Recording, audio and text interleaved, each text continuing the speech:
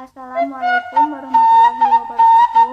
Tepangkeun nami abdi Rini Antika ti kelas 10 IPS 10 bade macakeun saja anu judulna Peuting Nuzulul Quran.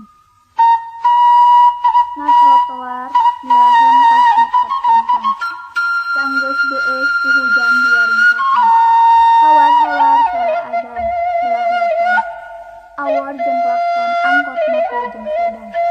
Indung peuting nu ngalimpudan bulan, sir-siter nu meuleun awak, maranehna sisi jalan, atawa kalekat nu marengan nganti karitelan. Kauntungan ti pangeran, bareunjeung deui ti pahareup dalandangan, bareunjeung hareupan nu teu ngrariung sisi jalan. Peuting nu dianti tina kaasih, awor jeung ngaheup, ngemu ka peurik, na trotoar batin ceurik elah eueuh. Tapi